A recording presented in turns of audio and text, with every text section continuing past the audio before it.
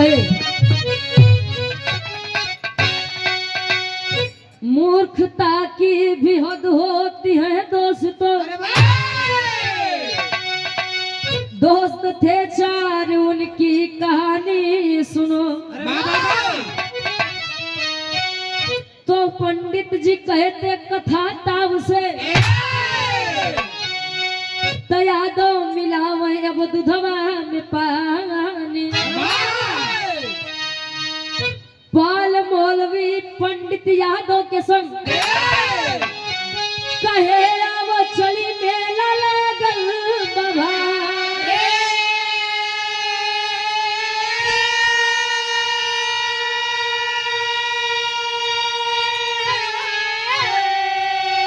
अरे अपने में चारों खूब चालाक थे, तो चल के राह में करके लबारी लबारी।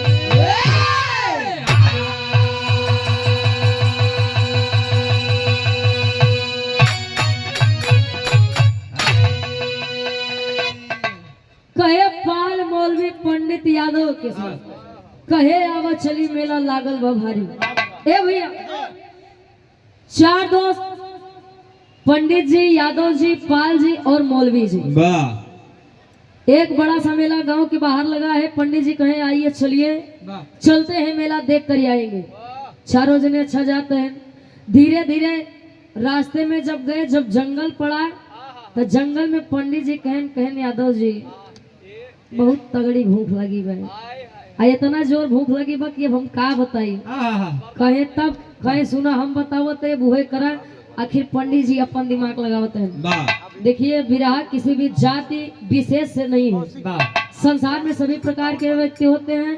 ऐसा नहीं है कि पंडित यादव की मिताई नहीं हो सकती, यादव पाल की मिताई नहीं हो सकती और मौलवी पाल की मिताई नहीं हो सकती। अपना अपना भाव है, अपना अपना अंदाज है। कभी का भाव है एक लाइन गजल बा कैसे कौशिक वृंदावन वाले। अच्छा गार्जियन जी के द्वारा 100 रुपए चरणों में कोट कोट नमन आशीर्वाद के चाह रही। बोलिए वृंदावन बिहारी लाल की आएंगे कभी। ए भैया सम्मानित आप मुकेश पासवान जी, जिला मधेपुरा, घर सिंगसर, स्थान से पश्चिम, 51 रुपए आशीर्वाद के चाह रही। कहे अरे मेरे जिंदगी के मालिक जियो।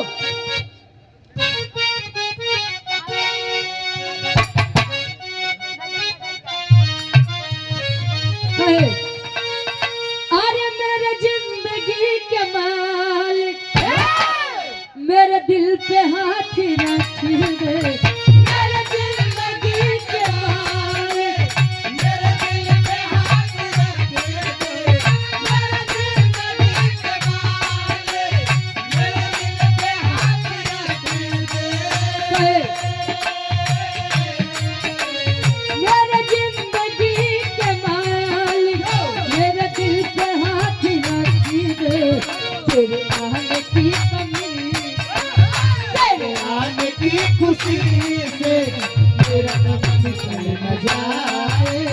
तेरे आने की कभी का भाव है माता और पिता के लिए एक लाइन। सुबह सुबह का टाइम है। माता पिता न होते तो हम न होते, आप न होते ये पूरा संसार न होता। कहे माता पिता न होते घर हम भी जन्म न पाते। माता पिता न होते घर हम भी जन्म न पाते। माता पिता न होते घर हम भी जन्म न पाते। माता पिता न होते घर हम भी जन्म न पाते। संसार में उजाला, संसार में उजाला, अरे होता नहीं कहीं। संसार में उजाला, माता पिता न होते अगर हम भी जन्म न पाते, संसार में उजाला होता नहीं कहीं पर। जो इंसान सोचते हैं कि मंदिर और मस्जिद जाने से हमें स्वर्ग मिल जाएगा, तो उनके लिए एक बात कहूंगी। कहीं कहीं मीरा तो कहीं राधा तो कहीं घनश्याम मिलते हैं। अरे पवन सुत के सीने में श्री राम मिलते हैं।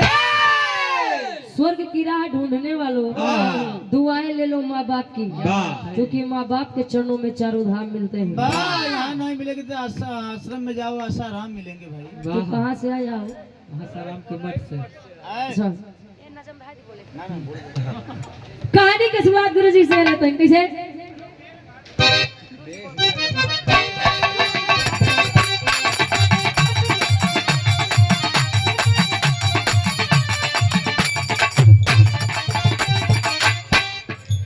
चला कि पंडित जी तब तीनों से दिखाने लगे, बड़े जाति की होकर खाना खुद बनाने लगे। फालतू कामों से अब खुद को बचाओ जी, भोजन एक रहे मेल ना मिलाओ जी। करके विचार खीर पंडित जी बनाते, धुलकर हाथ पैर साफ बैठ जाते।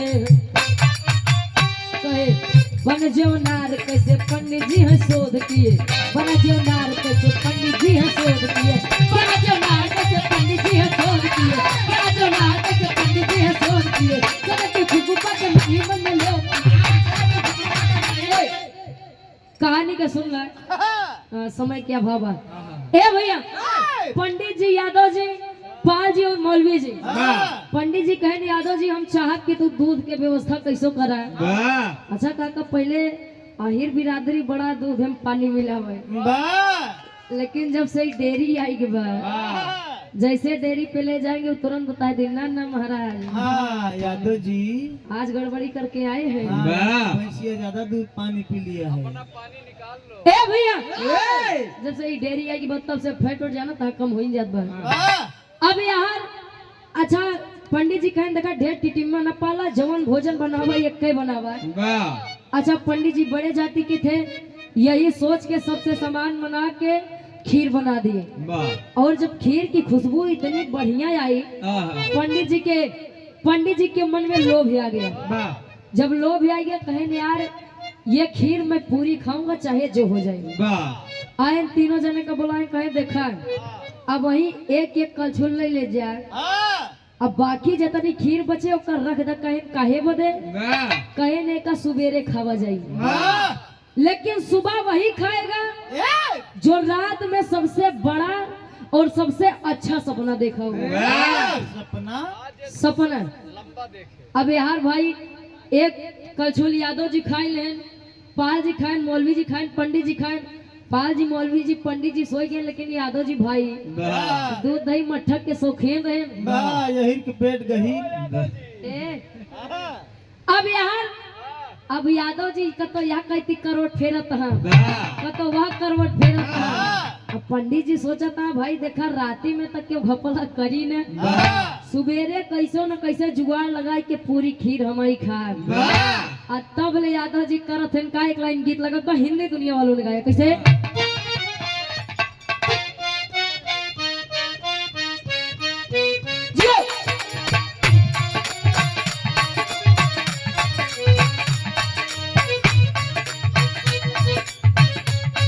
और यार हरिंदर यादव जी गोपालगंज से, और एक छोटी सी बहन छोटी सी परी है, 100 रुपए का महाना सी बात लेके कहे गोरी है कलाइया तू लगे मुझे हरी हरी चूड़िया, गोरी है कलाइया तू लगे मुझे हरी हरी चूड़िया, अपना बना ले मुझे बालवा। गोरी है कलाइया तू लगे मुझे हरी हरी चूड़िया, अपना बना ले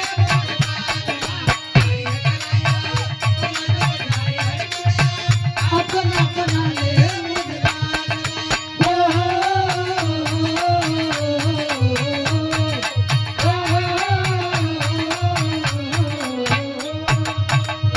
मुझे तो समझे खातिर, लेकिन यादव जी के साथे राती में घटना घटत बा।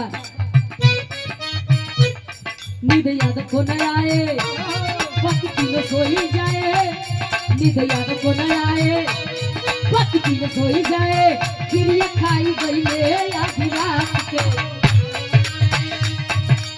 नींद यादव को न आए, बाकी तीनों सोई जाए, फिर ये खाई गई ले आधी रात के। तीनों जने सोवत हैं, सुबेरे प्लान बनावा कि पाल जी कहें खीर हम खा, पंडित जी कहें हम खा, मौलवी जी कहें हम खा। तब ले अहिर जी रतिये मुठे कहा ये तीनों जने गहन तेल ले। पहले हम अपन देखी बाद में इनकर लोग के देखा गए आधी रात चुपके से अब बढ़िया से भैया खोल के पूरी खीर खाई गए। अब जब पूरी खीर खाए ना पेट जब भरा आए बढ़िया डेकराहट की लेटे अब चैन भाई।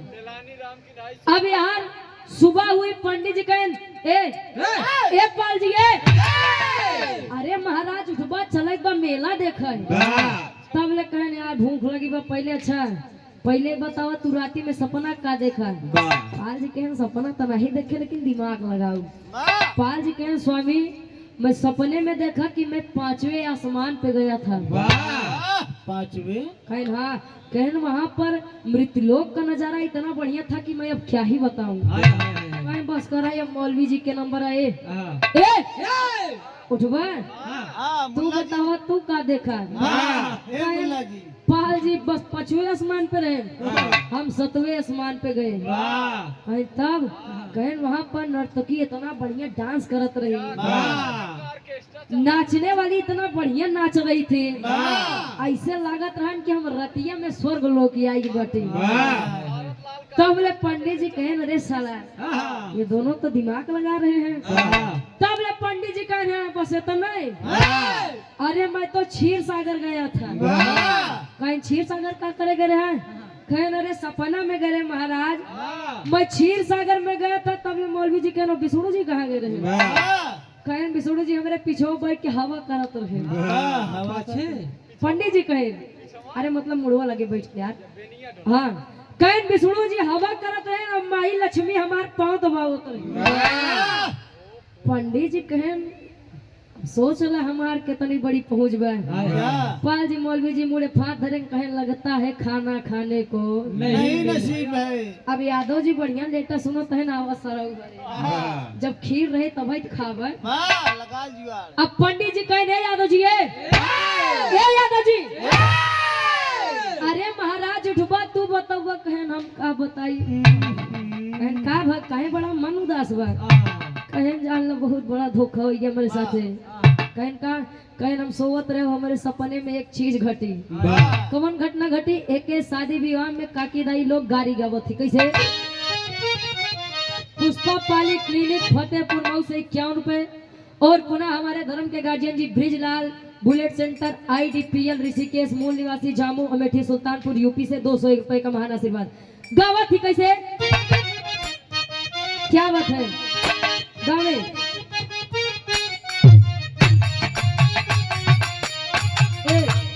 खते आएगा शहर बनारस से खत आएगा शहर बनारस से ही समझे खातिर ध्यान दिए। अब यादव जी दिमाग लगावत है अरे भेटाएगा मोछर लइके मोटलाती हो कहे भेटाएगा मोछंदर लइके मोटकी लाठी कहन मतलब कहन महाराज हम सोवत रहे एक बढ़िया हट्टा कट्टा पहलवान मोछी पे बढ़िया ताव दे लाठी ले खड़ा रहा कहन तब कहन लठिया हमारे एकदम मुहना लगे दतई के कहत रहा का कहे अरे रतिया में हमके उदेह से डेरावा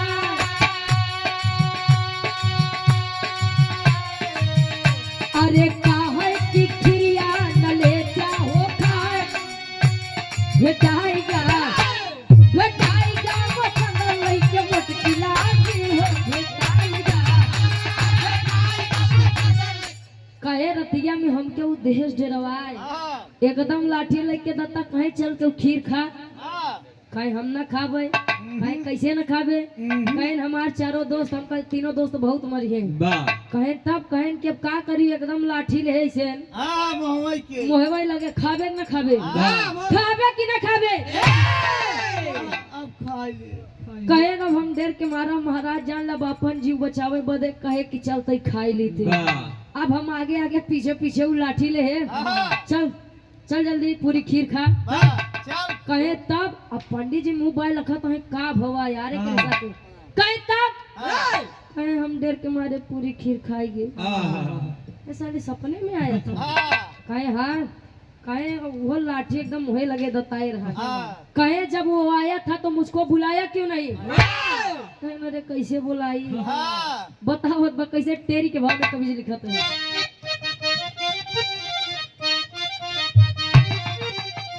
अरे राम चतुराई चारों कैले जमके तो चली ना अहिर के आगे पंडित के पटकाई रे पटकाई रे पटकाई।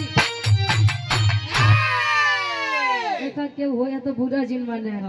कहे चली ना पंडित अहिर के आगे पंडित के पंडिताई। ए भैया कहे हम गए खीर खाए ले, कहे बस बस अब एकदम हमरे चैन पड़ गया। कहे साले जब तूने खाया वो आया तो मुझे बुलाया क्यों नहीं? बुलावे बदे कहते हैं, बुलावे बदे कहता है। उ बतावे आखिरी गीत हमरे गीत के लागत बा खाटी इलाहाबादी तर्ज। जंगली भैया अच्छा गए मतलब सोई गए। ए भैया अच्छा जागत है ई इलाहाबादिया इलाहाबादी गीत के पूरा भोजपुरी दुनिया वाले नकल करते हैं। अरे राम झकोरा हरे झुलनी, अरे झकोरा हरे झुलनी कहे साड़ी लहराए हो झकोरा हरे झुलनी। भाव में कवि जी लिखाते हैं बदल नहीं जाए। अरे बोलाई कैसे पंडित जी, अरे बोलाई कैसे पंडित जी तू रह क्षीर सागर। बोलाई कैसे पंडित जी, कहे बोलाई कैसे पंडित जी तू रह क्षीर सागर। अरे हम कैसे बोलाई? अरे अब तो तू बतावत रहा कि तू लक्ष्मी जी से पाँव दबावत रहा, विष्णु जी से पंखा करवावत रहा। मतलब कहे मतलब तू क्षीर सागर में रहा, कहा मृत्युलोक में रहे। साले लगता है कि कुल दिमाग हमारे पे भारी पड़ी। कहे अच्छा मैं नहीं था, ये दोनों तो थे। कहे कहा पाल जी 5वें आसमान पे, मौलवी जी 7वें आसमान पे। के का बुलाई हम दवाई सार लाई गया। बहुत अच्छा लग रहा है। अच्छा और आप सम्मानित हृदय के गार्जियन जी, इस मंच पर आपने हमें गाने के लायक समझा, योग्य समझा, उसके लिए हम तहे दिल से आभारी हैं। इतना बड़ा मंच आपने हमें दिलाया। सम्मानित आप हृदय के गार्जियन जी, आप वीर बहादुर राजभर जी, जिनके माध्यम से यह कार्यक्रम हुआ है। 200 रुपए का महान आशीर्वाद। गार्जियन जी बताओ तो कि ब्रेक बड़ा बढ़िया लागत बा। कहे आई बतावे मौलवी भाई गावा रहे 5वें आसमान। मौलवी भाई गावा रहे 5वें आसमान। मौलवी भाई गावा रहे 5वें आसमान।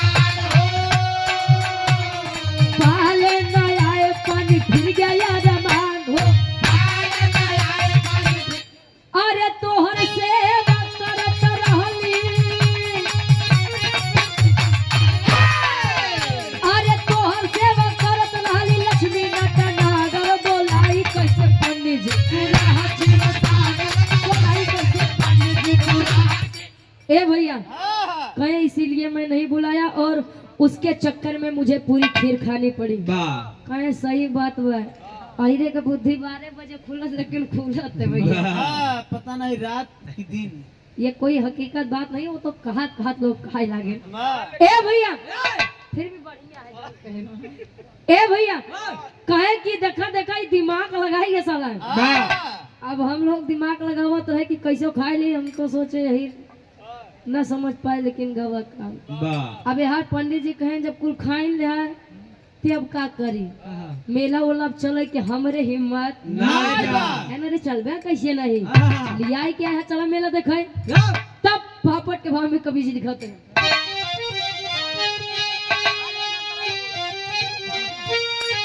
अरे आवाज दिया जब केहू नहीं, अरे आय बाय भाजिया के। अरे आवाज दिया जब केहू नहीं, अरे आय बाय भाजिया के।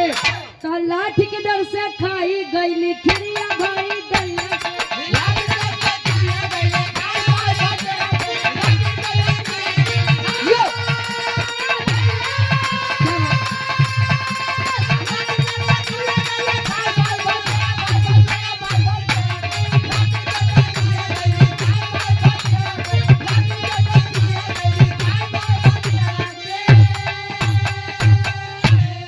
तीनों दोस्त आपस में विचार करत हैं। पंडित जी कहा था का पाल जी ये तो लग बकुल पाल जी कहा हम का करी, मौलवी जी कहा हम का करी, दिमाग तो तीनों जने लगाए। अब पूरा दिमाग की रतिये में खेला खेल रहे तो ओकरे आगे बातें का किया जाए। पंडित जी अपने ही बनाए जाल में फंस गए। अब तीनों जने अपन पेट पकड़ के कहा था पंडित जी, कहा था पाल जी, कहा था मौलवी जी। आप खाली पेटे जवाई ने। मजा माने जादव जी। ए भैया एक के चक्कर में रात में नहीं खाए ली रोई तो वो बढ़िया रहा। ए भैया अब तीनों जने पेट पकड़े तब ले कहे ना आवे चल अब घरे बसता देखिए मेला चले के हिम्मत समय के अभाव से आला भैया। ए भैया अब जब तीनों जने जा लगे देखिए बिरहा हाथ से रस का है, लेकिन इसमें मैं एक बात ही आपको स्पष्ट बताऊंगी। आखिरी में खड़ी के भाव में कवि जी लिखते हैं कैसे,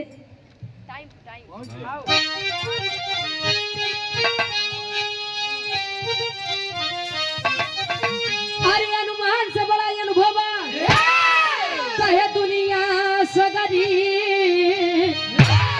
अरे अनुमान से बड़ा अनुभव अब कहे दुनिया सगरी, तो पकड़ पेटवा के तीनों धैले घर के डगरी।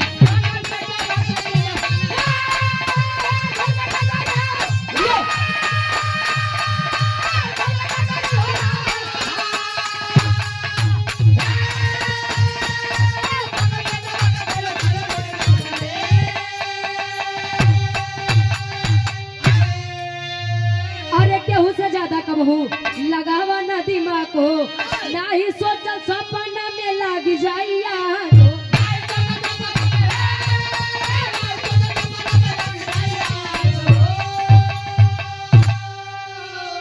अरे घूम के लौटे चारों अपने अपने नगरी। अरे घूम के चारों लौटे अपने अपने नगरी, पकड़ पेटवा के तीनों धैले घर के डगर। कहा जाता है अनुमान से बड़ा अनुभव होता है। अनुमान जरूरी नहीं है कि कोई 60 साल 70 साल जीवन व्यतीत किया है तो उसे दुनिया का सबसे बड़ा ज्ञान मिल गया हो सकता है 20 साल 25 साल में भी बच्चा अध्ययन से, बड़ों के संस्कार से, अच्छी संगत में रहने से कुछ 60 साल के व्यक्ति से ज्यादा अनुभव कर ले जाएगा। अनुमान से बड़ा अनुभव होता है, एक बात जान लीजिए। और किसी से कभी भी ज्यादा दिमाग नहीं लगाना चाहिए, नहीं तो कितना जने आज के समय में सोचते हैं जब नहीं कुल हम ही यही। अब धरती वीरों से खाली नहीं है, तो उनकर बाप बनाता है तो तोहरो बाप के बन के बैठा हो। घमंड कभी नहीं करना चाहिए। हमने विराट के शीर्षक पर पंडित जी दिमाग तो बहुत लगाए, हाँ लेकिन चला देखा बात के बुरा न माना। अबे टाइम बा, अपने टाइम के अनुसार ही हम एक छोट सा शॉर्टकट में कहानी समझावत है। एक जने ऐसे धीरे धीरे समय बीता, जैसे भाई गार्जियन जी बताए बड़का भैया जंगली भैया कि मेहरारू के वियोग में जोग रमाइल है। ऐसे ही एक लड़का था जीवन अच्छे खासा बिता लिया, जब ओकर बुढ़ौती आए तो जोग रमावे लगे। आप पहले लेस पियरे, अब भाई जिंदगी में बढ़िया ऐश किया था, खाया पिया था, जल तरोई खाया था। जल तरोई माने अच्छा। ए भैया गंगा जी के किनारे कुटिया बनाए के रहाय लगा। बरसात भा जब गंगा जी में हुए मछली जब ऊपर से जाए लगी, जल परी। अब जब जाए लगी तो मतलब संत जब देखे, पंडित नहीं कहते संत कहते हैं, होते हैं कई लोग। अब जब वो देखे तो ओकर मन बिगड़ गए, कहे यार तो बड़ा मन करता बा एक बार रखिया लगे मछली आऊ जात बाटे। अब अकेले हइयो ही क्यों जनतो नहीं बा मार के खाई ली के जानी कि बाबा मछली खाए हम। ए भैया मछली मारत बा जब 2-4 किलो पाई गया, भूजत बाऊ के। अब भूजत बा तब ले एक जात के डोमिन मांगे बदे बाबा के कुटीवा लगे आए। कईस बाबा हैं संत आदमी हैं, कुछ बढ़िया तो खाए के मिलिन जाइए। अब भूजते है यहाँ तब ले डोमिन पहुंच गए। ए बाबा ए बाबा का महकत बा। जब इतनी बत गया बाबा देखे कहीं बेटा कुछ नहीं बस ऐसे ही। अब भाई मेहरारू के जा त्योहार वहार करे ले लबर लबर करबई करे थे। कहे कस बाबा का भूजत कहे जब ते जानिन गए है त्या बैठ कुछ ते खाए ले कुछ हम खाए ले, लेकिन देख क्यों बताए नहीं समाज में मोर बड़ी इज्जत बा। हम संत हैं। हाँ अब भैया डोमिन मछली खाए, बाबा मछली खाए ना, बढ़िया मुंह पोछत हाँ सौरी भौरी खाए की निकले से बहरे, तब ले बाबा फिर से आवाज दी, ए बिटिया ए बिटिया ए देखो केहू बताऊ जिनके बाबा मछली खाते मोर बड़ी बदनामी हो।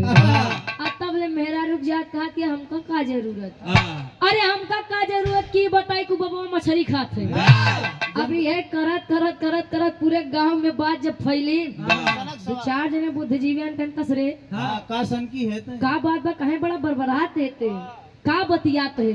वे बबुआ जो गंगा किनारे रहा थे, अब वो मछली पकड़ के मारी भूंजत रहन, हम पहुंच गए, हम हुक दे दिस खाए का कहात बा क्यों बिटिया बताऊ जिन।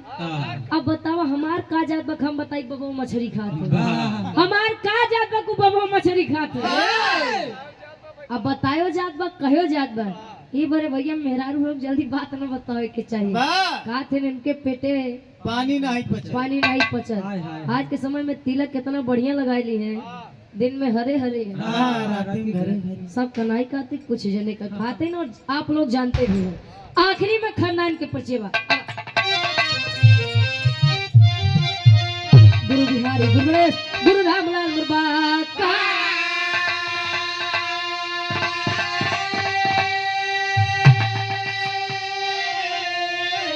स्वर्ग से चलिका कभी वचन का विजय पताका,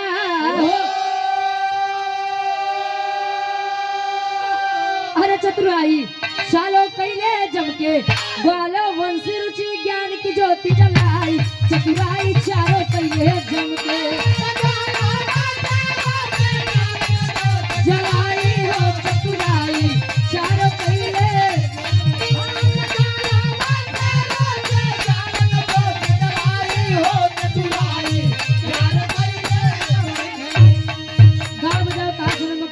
कसूर आप लोग माफ करिएगा है।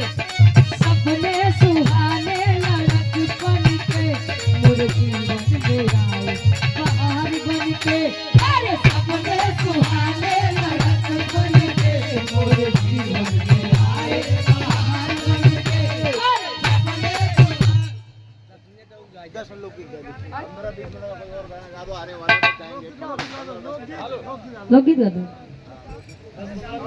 अच्छा गाय दे बाप तू गाय दे, हमको पता हो कि 10-15 मिनट और गा का हम बिरहा शॉर्ट करवाई ना कहीं।